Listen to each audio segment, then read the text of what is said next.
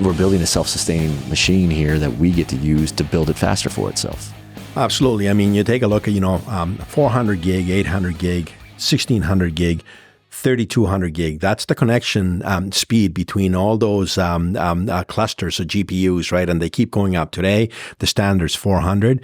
The standard that we're talking about, we're building for 1600 gig because we know that that's coming, right? So who says we're not building a neural network with more capable systems that give us specific, true and tried solutions, because it's iterated to those true and tried solutions that gives us the solutions to problems that would take us years to come up with, right? Design, the latest and greatest trend is that, folks out there really believe that AI can help design a quantum computer. Yeah. Right? I've heard it. So suddenly, forums are popping up, conferences are popping up. That's scary, right? Because, a quantum computer, right? We've tried and failed many, many, many times. And this is really a viable and we compute density. And I believe that density is the ultimate game into this, because the more computers or the more systems that can compute packed together, the closer in a smaller you can, footprint. In a smaller footprint, you are delivering a neutron, you are delivering a network. Yeah. Right? A network that is highly capable to solve problems. It's a utility.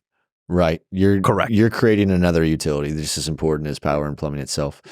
What do you think? Do you have any predictions, or do you have any ideas of what you think this industry is wasting its time on? I think we're wasting our time in applauding our accolades. Our accolades are not what we think they are today. They need to be into the future. Right? They need to be that kid, maybe from the University of Alberta, and in Christian's case, University of Texas, that came in bright-eyed, right?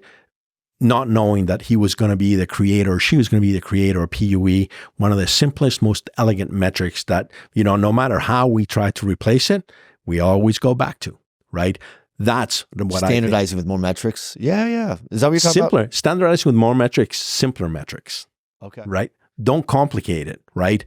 Just be elegant, be simple. And right now we need to be doubling down and listening to the people that in our, if you're inside, the top 40, that assuming that just because they're coming out of school, they know nothing, because the greatest ideas are going to be the ones that come from them, because they're not biased by anything they've seen. There's no limit to construct. They're on the outside looking in, and they have no idea what the capabilities or the limitations that should be. But they have access to more compute. I started out on a super pet.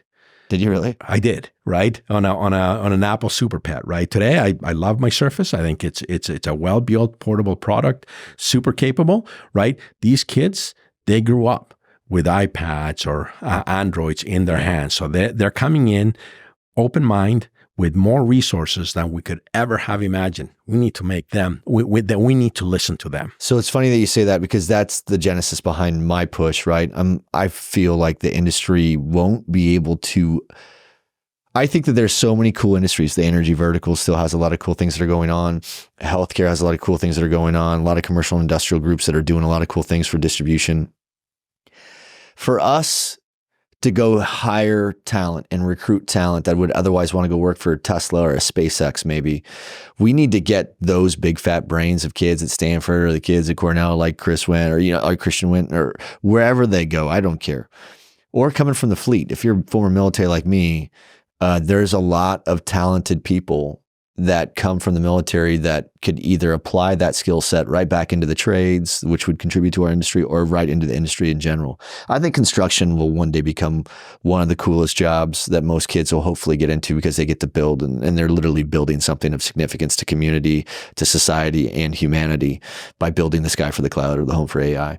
And I think that we need to make this industry more popular. It's my kids know about it, your kids know about it, but their friends probably never even, your kids' friends probably did not know about this industry until your kids were telling them what their dad did, right?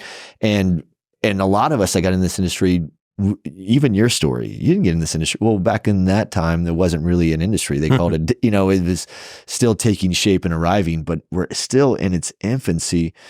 Not really. I think that we're becoming more mature. We're a 25-year-old now, right? At 25, you're dangerous, right? So I think that we have the ability to do some special shit in the next 10 years.